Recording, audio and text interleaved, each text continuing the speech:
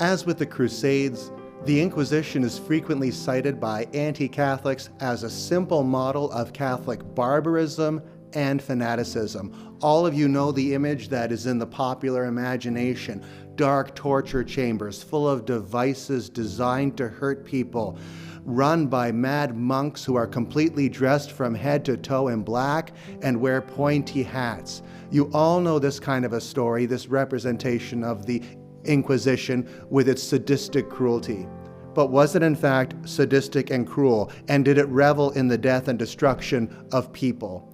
Actually, scholarship tells us very clearly that that's not the case. But sometimes when we have a narrative that is as profound as the idea that the Inquisition was cruel and inhuman, anti-Catholics can use that as a cudgel against us. So I think if we look at this myth, we're going to be able to bust it and be able to tell the truth about what the Inquisition was really like.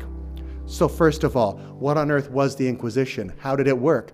The Inquisition began in the 1200s, and the Inquisition was a new kind of court established by the church in order to be able to find out who heretics were and to bring them back to the faith. In other words, to exterminate heresy.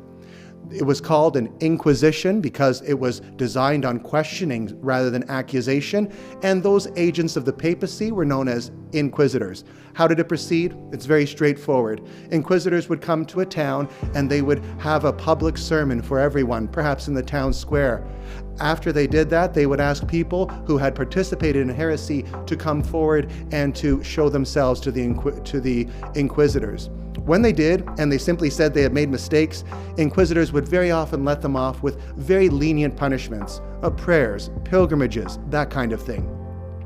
If after that point people didn't all come forward, they questioned local inhabitants, who would then report who they thought could be a heretic.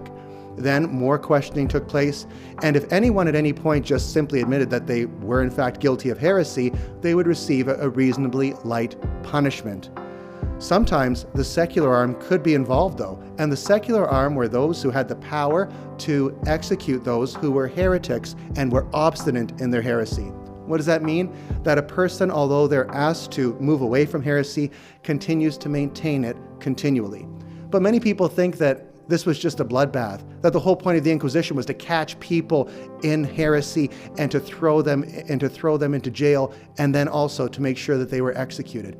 But the actual statistics and the historical facts tell us otherwise.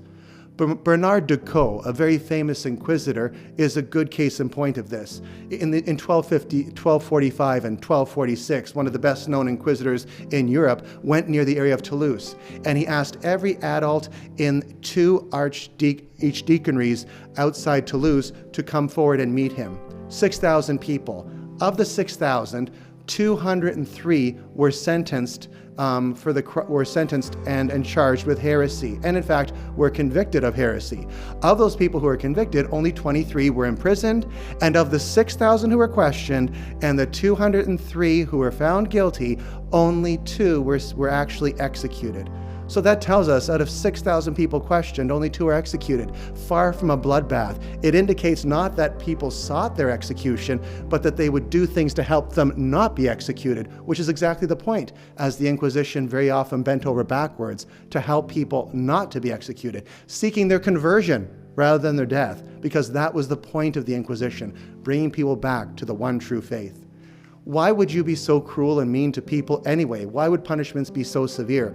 Well, first of all, we have to remember that punishments at that time were very different than punishments at this time. Many punishments were severe. So let's put it this way. If a person could actually be convicted and actually executed for crimes such as being a traitor, counterfeiting, arson, rape, of course, murder, then why wouldn't they be convicted and why wouldn't they be executed possibly for heresy? Because heresy is basically being a traitor to God. It means turning against God and the church which Jesus Christ established and entrusted into the hands of the papacy and the successors of St. Peter, the popes. So when you think about it, somebody who's a heretic is really going to not only be a traitor, but someone who's going to hurt souls, a kind of murderer of souls.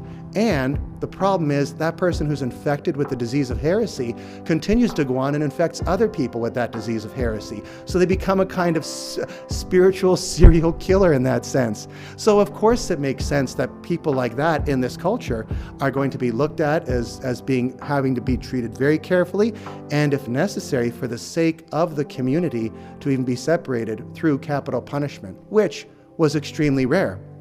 That capital punishment existed at all at this time in the way that it did is something that modern minds in the West might have trouble getting their heads around.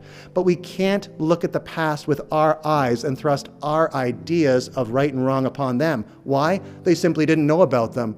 They didn't know about your ideas of right and wrong. They didn't know about my ideas of right and wrong. But they did rationally know that they wanted to do what was right. And as they did so, they founded an Inquisition. Interestingly, the record on the Inquisition is really, really clear. It was far more lenient than secular courts.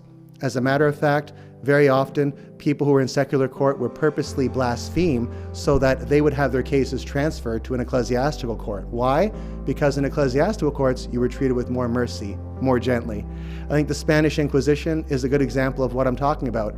Between 1480 and 1700, you're talking about hundreds of years, there were literally only 10 people per year executed by the Spanish Inquisition. That sounds like a lot, doesn't it? Well, let's contextualize it. That's nothing compared to the hundreds of Lollards, Catholics, and also Lutherans that Henry VIII had managed to execute. And in the century after Henry VIII's reign in England, the average number of executions were 750 a year. Far more than anything that the Inquisition would be even thinking of.